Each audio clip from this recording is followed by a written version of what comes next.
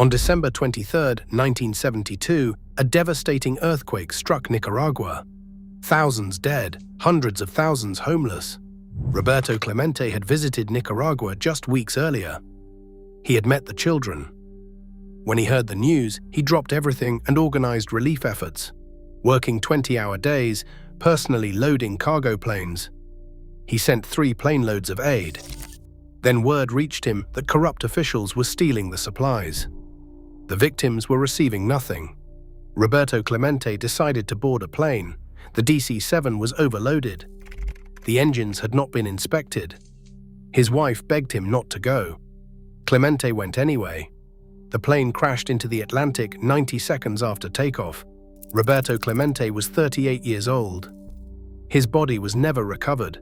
This is the story of a man who played baseball like it was punishment for everyone else on the field. A man who refused to let America diminish his identity. A man who died the same way he lived, helping others no matter the cost. Roberto Enrique Clemente Walker was born on August 18, 1934, in Barrio San Anton, a poor neighborhood in Carolina, Puerto Rico. He was the youngest of 7 children, born to Melchor Clemente, a foreman on sugarcane plantations, and Louisa Walker, a laundress who took in washing to help support the family. The Clementes were not wealthy, but they were proud. They instilled in their youngest son a work ethic and a sense of dignity that would define his entire life. As a boy, Roberto showed exceptional athletic ability. He excelled in track and field at Julio Vizcarrondo High School, particularly in the javelin throw and the high jump. He was considered good enough to potentially represent Puerto Rico at the Olympics. Years later, Clemente would credit his javelin training with strengthening his arm and improving his throwing mechanics. The same motion that sent a javelin soaring through the Caribbean air would one day send baseballs screaming from right field to third base, cutting down runners who dared to test him. But baseball was his true passion. At 17, Clemente joined the Cangrejeros de Santurce, a winter league team in the Puerto Rican Professional Baseball League. He was a bench player his first season, but he earned a starting role the following year. His talent was undeniable. 9 professional teams approached him with contract offers. In February 1954, Clemente signed with the Brooklyn Dodgers for a $10,000 bonus, the largest ever given to a Puerto Rican player at that time. Under baseball's bonus rules of the era, any player signed for more than $4,000 had to be kept on the major league roster for 2 full seasons or become eligible for a draft by other teams. The Dodgers made a fateful decision. Rather than keep the raw 19-year-old on their major league roster, they assigned him to their Triple-A affiliate, the Montreal Royals, hoping to hide him from other teams. They failed. Clemente played sparingly in Montreal, which only drew more attention to his obvious talent when scouts came to watch other players. On November 22, 1954, the Pittsburgh Pirates selected Roberto Clemente with the first pick in the Rule 5 draft. The price was $4,000. It would prove to be the greatest bargain in baseball history. Clemente made his major league debut on April 17, 1955. He was 20 years old, alone in a city with no Hispanic community, struggling with English, and facing a level of racial discrimination he had never experienced in Puerto Rico. His first major league home run, on April 18th, was an inside-the-park shot. It was a harbinger of the exciting, aggressive style of play that would define his career. Clemente ran the bases with reckless abandon. He took extra bases that other players would not attempt. He played the game with an intensity that sometimes mystified his more reserved teammates. His rookie season was a struggle. He batted .255 with just 5 home runs in 124 games. He was learning the pitches, learning the ballparks, learning how to survive in a world that did not welcome him. The loneliness was overwhelming. Pittsburgh in 1955 had almost no Puerto Rican community. Clemente could not find familiar food, could not hear his native Spanish spoken in the streets, could not escape the constant reminder that he was different. The America that Roberto Clemente entered in 1955 was still deeply segregated. Jackie Robinson had broken the color barrier just 8 years earlier. Black and Latino players faced separate accommodations during spring training in Florida. They could not stay in the same hotels as their white teammates. They could not eat in the same restaurants. They were forced to find their own lodging, often sleeping in the homes of local black families while their teammates relaxed at beachfront resorts. When the Pirates held their welcome luncheon commemorating the team's achievements, black players were not permitted to attend. Clemente seethed at the injustice. In Puerto Rico, he had never experienced this kind of discrimination. The island's racial climate was far more relaxed. Now he was being told that the color of his skin determined where he could eat, where he could sleep, where he could be welcomed. For Clemente, this was doubly insulting. As an Afro-Latino, he faced discrimination both for his race and for his nationality. Sports writers mocked his accent, quoting him in broken English that made him sound uneducated. They wrote his words phonetically, transcribing his pronunciation in ways that diminished his obvious intelligence. They called him Bob or Bobby in an attempt to Americanize him, stripping away his identity with every byline. Even the hall got his name wrong. For 27 years after his induction, his plaque read Roberto Walker Clemente, mistakenly placing his mother's maiden name before his father's surname. It was not corrected to the proper Latin American form, Roberto Clemente Walker. Until the year 2000, Clemente refused to accept any of it. His name was Roberto. Not Bob, not Bobby. Roberto. He insisted on this with a quiet fury that never dimmed throughout his career. When reporters addressed him incorrectly, he corrected them. When baseball cards printed the wrong name, he complained. He would not allow anyone to erase who he was.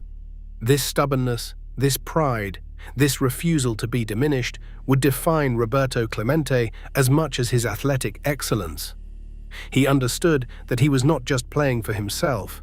He was playing for every Puerto Rican, every Latino, every person of color who had been told they did not belong. Years later, near the end of his career, Clemente reflected on this burden. "My greatest satisfaction," he said, "comes from helping to erase the old opinion about Latin Americans and blacks." His friend and fellow Puerto Rican, Spanish-language sportscaster Luis Mayoral put it more directly. Roberto Clemente was to Latinos what Jackie Robinson was to black baseball players. He spoke up for Latinos. He was the first one to speak out. On the field, Clemente's talent was impossible to ignore. He was not a patient hitter. He swung at pitches that other batters would let pass, slashing at balls outside the strike zone with a violent, whipping swing that sent line drives screaming into gaps. Pitchers learned that there was no safe place to throw to Roberto Clemente. He could hit anything. In 1960, his sixth season, Clemente emerged as one of the premier players in the National League. He batted .314 with 16 home runs and 94 runs batted in. More importantly, he helped lead the Pirates to their first pennant in 33 years. The 1960 World Series pitted Pittsburgh against the mighty New York Yankees, a dynasty that had appeared in 10 of the previous 12 fall classics. The Yankees were overwhelming favorites. They had Mickey Mantle. They had Roger Maris. They had Whitey Ford. They had a lineup that could crush any opponent. And for stretches of that series, they did exactly that. The Yankees outscored the Pirates 55-27 across 7 games. They won 3 games by a combined score of 38-3. It was a massacre. But the Pirates won the other 4 games. They scratched and clawed and refused to die. And in Game 7, trailing 9-7 in the bottom of the 8th inning, they staged one of the most improbable rallies in baseball history. A ground ball took a bad hop off the rock-hard Forbes Field infield and struck Yankees shortstop Tony Kubek in the throat. Runners reached base. A clutch hit by catcher Hal Smith gave Pittsburgh a 9-7 lead. The Yankees tied it in the top of the 9th, and then, leading off the bottom of the 9th, With the score knotted at 9, second baseman Bill Mazeroski launched a pitch from Ralph Terry over the left field wall. The Pirates had won the World Series on a walk-off home run, the first time in history a fall classic had ended that way.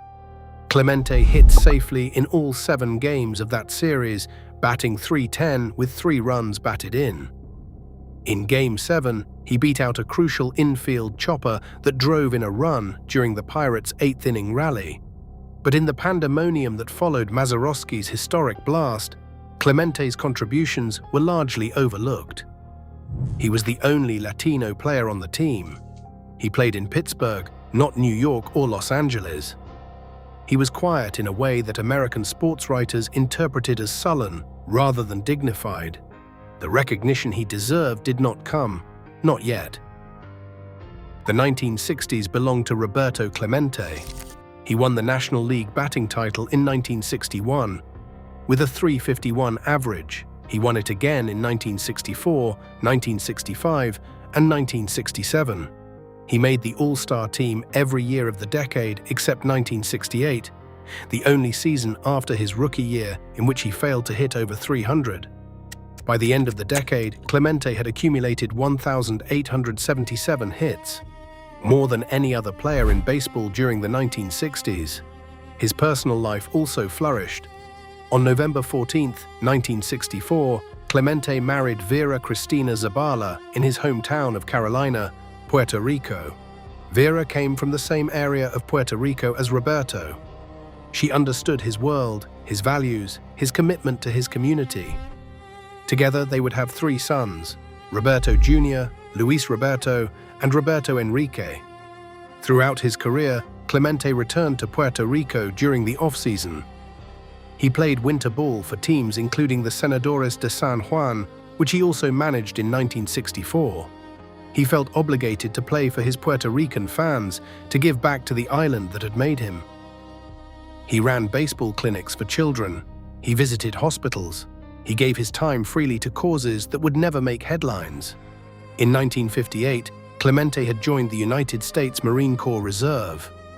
He served his 6-month active duty commitment at Parris Island, South Carolina, Camp Lejeune in North Carolina, and Washington, D.C.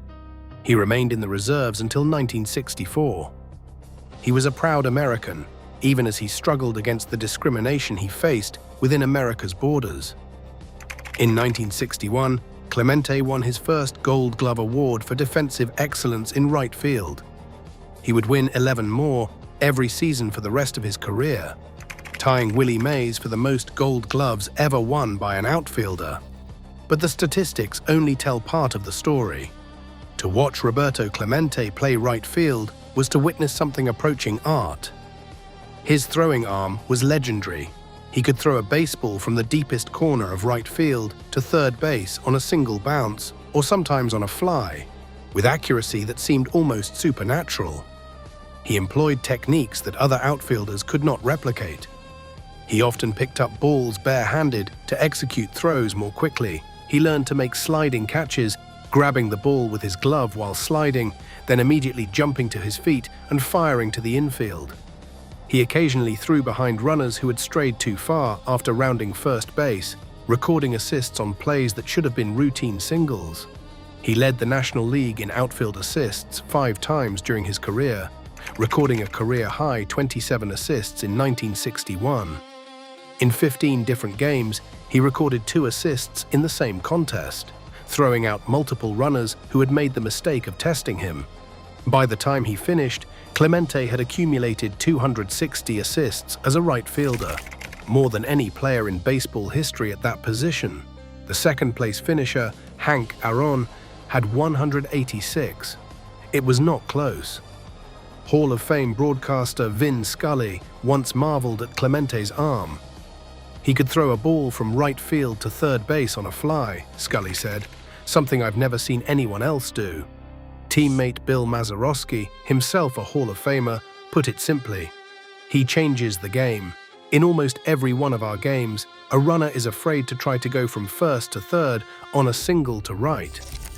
In a year's time, that makes a hell of a difference in how many runs we give up." Runners stopped testing him. They learned. Going first to third on a single to right field against Roberto Clemente was not worth the risk. He would throw you out. He would embarrass you. He would make you regret ever thinking you could challenge him. In 1966, Clemente was named the National League's most valuable player. He batted .317 with 29 home runs and 119 runs batted in. The first time in his career, he had driven in more than 100 runs. It was validation that had been a decade in coming. The following season might have been even better. In 1967, Clemente hit a career high, .357 with 23 home runs and 110 runs batted in. He led the major leagues with 209 hits. In an informal poll conducted by Sport magazine at baseball's winter meetings that year, a plurality of Major League general managers declared Clemente the best player in baseball today, edging out American League Triple Crown winner Carl Yastrzemski by a margin of 8-6. Yet Clemente finished only third in the MVP voting that season. The recognition always seemed to slip away, always seemed to go to someone else. But Clemente remained frustrated. He still felt overlooked, undervalued, dismissed by a media that could not see past his accent and his nationality. He believed that Latino players did not receive the recognition they deserved, that they were held to a different standard than their white counterparts. The Latin American player does not get the recognition he deserves, Clemente told reporters. Neither does the Negro player unless he does something really spectacular like Willie Mays.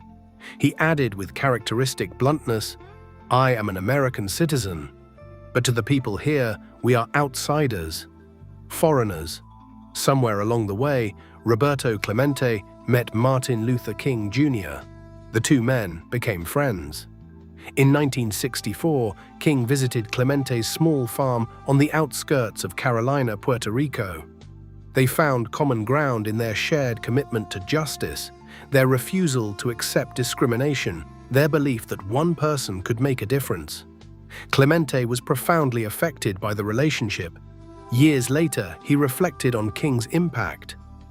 "I believe that this man not only changed the lifestyle of the American black," Clemente said in a 1972 interview, "he changed the life of everybody." When King was assassinated on April 4, 1968, Clemente was devastated. He convinced his Pirates teammates to postpone their season opener, which had been scheduled for the day after King's death. It was a small gesture, but in 1968, in a sport still coming to terms with integration, it mattered.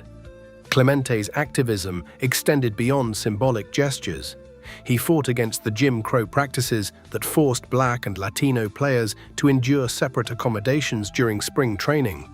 He complained to Pirates management until they eventually rented their own facilities, bypassing local segregation laws. He demanded better treatment for minority players, not just on the Pirates, but throughout baseball. He was not always popular for this. Some saw his pride as arrogance. Some saw his complaints as whining. Some wished he would just shut up and play. Roberto Clemente never shut up. He never stopped speaking out. He understood that his platform as a baseball star gave him the ability to reach people who might never listen to a politician or an activist. He used that platform relentlessly. The 1971 World Series was Roberto Clemente's masterpiece. The Pirates had won the National League East and defeated the San Francisco Giants in the playoffs. Clemente had batted .333 in that series with 4 runs batted in. But now they faced a far greater challenge. Their opponent in the Fall Classic was the Baltimore Orioles, defending World Series champions, winners of 101 games during the regular season, possessors of a pitching staff featuring 4 20-game winners. The Orioles had swept the American League Championship Series for the 3rd consecutive year. They had Frank Robinson, Brooks Robinson, and Jim Palmer. They looked unbeatable. Most experts expected Baltimore to win easily. The Pirates were good, but the Orioles were a dynasty. The smart money was on a short series. Baltimore won the first 2 games at Memorial Stadium, 5-3 and 11-3. The series seemed headed toward a quick conclusion.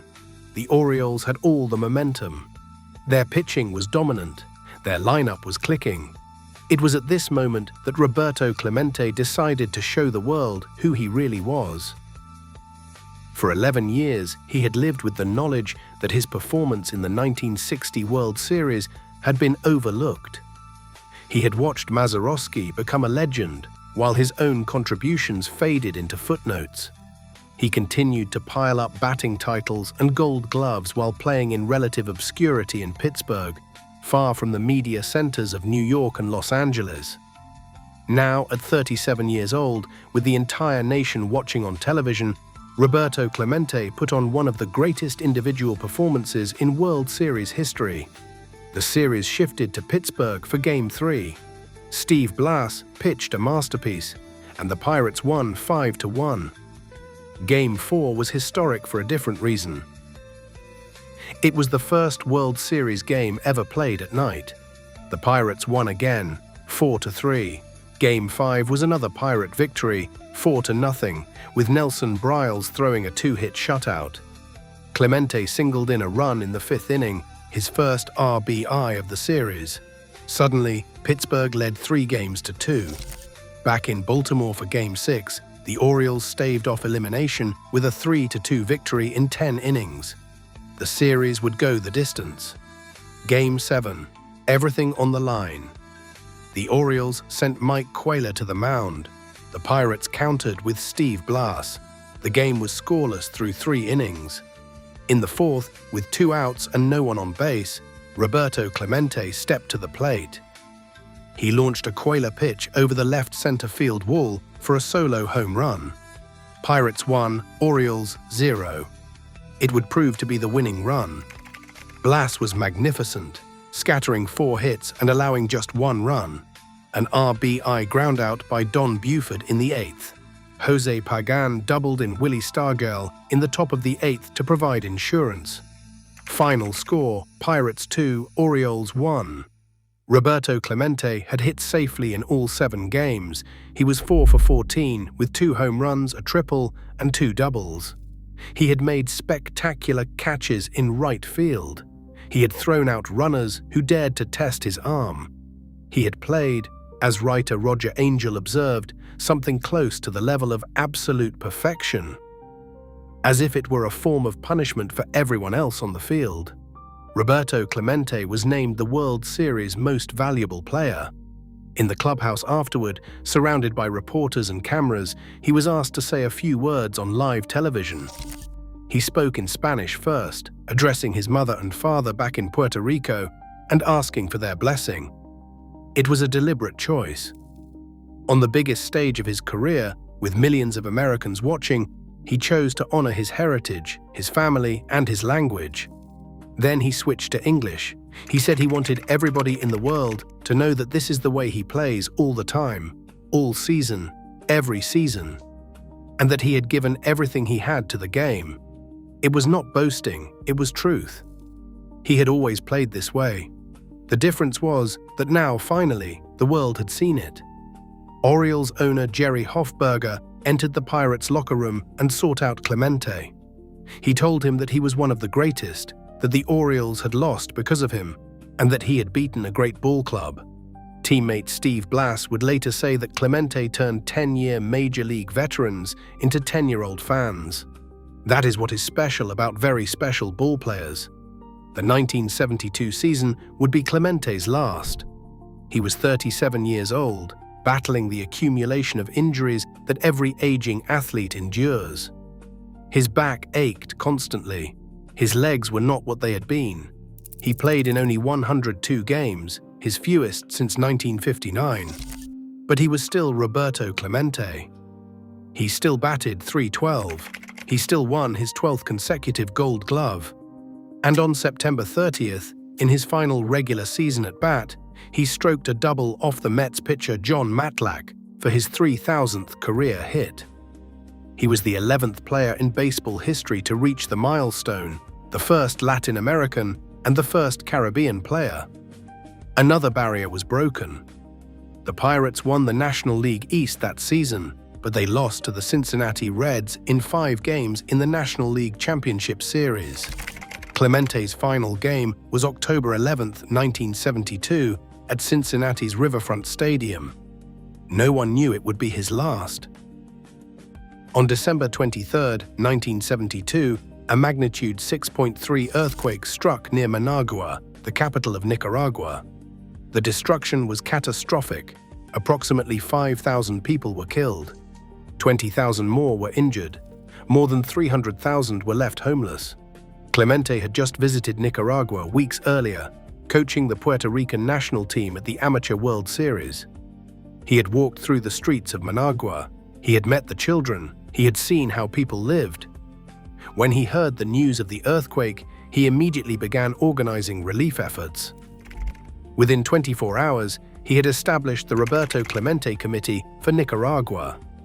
He worked 20-hour days, coordinating donations, arranging flights, personally supervising the loading of supplies.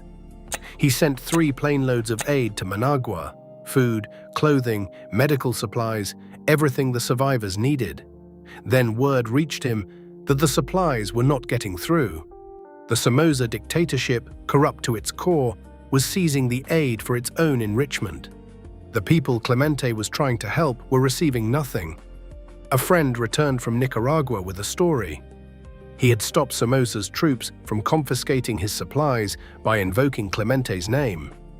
If they did not let the aid through, he warned, he would tell the great Roberto Clemente what was happening. Clemente took this as a sign. He himself would have to go.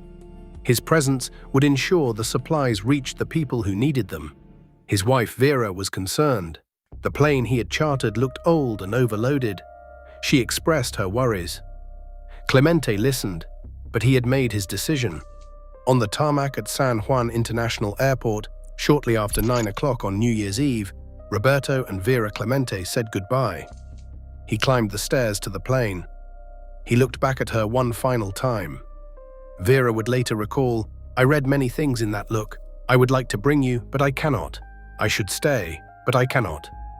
The plane took off. It reached approximately 200 feet. Then the engines failed. The aircraft plunged into the Atlantic Ocean. Roberto Clemente was gone. The news devastated Puerto Rico. Black wreaths replaced the bright banners that usually adorned windows and streetcars. The entire island mourned its greatest hero. In Pittsburgh, teammates who had played alongside Clemente for years struggled to comprehend the loss. Outfielder Al Oliver said, "It knocked me off my feet. You looked at Roberto as someone who was invincible. We knew that we had lost our leader." In the South Bronx, 2 days after Clemente's death, Puerto Rican residents poured out of their apartments with cans of food, blankets, and supplies, all destined for the earthquake victims in Nicaragua. They were impoverished themselves, but they wanted to continue what Roberto Clemente had started. An act of solidarity, the Baseball Writers Association of America convened a special election. The mandatory 5-year waiting period for Hall of Fame eligibility was waived. On March 20, 1973, Roberto Clemente was posthumously inducted into the National Baseball Hall of Fame, receiving 393 of 424 available votes. He was the first player from the Caribbean inducted into Cooperstown, the first Latin American. Another barrier broken, even in death. Major League Baseball renamed the Commissioner's Award in his honor. The Roberto Clemente Award is now given annually to the player who best exemplifies the game of baseball, sportsmanship, community involvement, and contribution to his team. It is the highest honor a player can receive for humanitarian work. The Pirates retired his number 21 on April 6, 1973. There have been periodic calls for baseball to retire the number league-wide, as was done with Jackie Robinson's 42, though this has not yet occurred. In Puerto Rico, Clemente's legacy is everywhere. The Coliseo Roberto Clemente in San Juan, Estadio Roberto Clemente in Carolina. The Puerto Rico Professional Baseball League itself was renamed Liga de Baseball Profesional Roberto Clemente in 2012, with the number 21 permanently retired across all teams. His legacy is visible in stadium names and in every retired jersey. In 2022, the government of Puerto Rico granted Clemente the formal recognition of Pro Ter, meaning national hero. It was an honor typically reserved for figures from the independence movement. But Roberto Clemente had earned it through a different kind of liberation, showing the world what a Puerto Rican, an Afro-Latino, a man who refused to be diminished, could achieve. Roberto Clemente's career statistics tell the story of a first-ballot Hall of Famer. A .317 lifetime batting average, 3,000 hits exactly, 240 home runs, 440 doubles, 166 triples, 12 gold gloves, 4 batting titles, 2 World Series championships, an MVP award, 15 All-Star selections, a career WAR of nearly 95, placing him among the greatest players in baseball history. He batted over 300 in 13 different seasons. He hit safely in all 14 World Series games he played, batting .362 across both fall classics. He recorded the only inside-the-park walk off Grand Slam in Major League history on July 25, 1956, against the Chicago Cubs. He once tripled 3 times in a single game, tying a modern-era record. But the numbers do not capture what made him special. They do not capture the throwing arm that seemed connected to some otherworldly guidance system, sending baseballs screaming across the diamond to nail runners who should have been safe. They do not capture the pride that burned in him every time someone tried to call him Bob instead of Roberto, every time a sports writer mocked his accent, every time the recognition he deserved was given to someone else. They do not capture the humanitarian who spent his off-seasons running baseball clinics for children in Puerto Rico, who visited hospitals, who gave his time and his money to causes that would never make headlines. They do not capture the man who, in the final moments of his life, chose to board an unsafe airplane because he believed his presence could help earthquake victims receive the aid they desperately needed. Roberto Clemente once said, "If you have a chance to help others and fail to do so, you are wasting your time on this earth." He did not waste his time, not a single moment of it. He played baseball with a fury and grace that transformed the sport. He spoke out against injustice when silence would have been easier. He gave everything he had to his team, his community, his people, and in the end, he gave his life trying to help strangers. That is the legacy of Roberto Clemente. Not just the 3,000 hits, not just the gold gloves, not just the World Series MVP. The legacy is the way he lived, the way he played, the way he refused to accept less than he deserved, the way he used his platform to lift others. The legacy is a man who was called the Great One, and who earned that title not just through athletic excellence, but through the content of his character. Roberto Clemente was 38 years old when he died. His body was never recovered from the waters off Isla Verde, but his spirit lives on wherever someone stands up against discrimination, wherever someone uses their success to help those less fortunate, wherever someone refuses to let the world diminish who they are. He was the pride of Puerto Rico. He was the conscience of baseball. He was Roberto Clemente. And he was, without question, one of the greatest to ever play the game. Like and subscribe for more baseball documentaries. Until next time.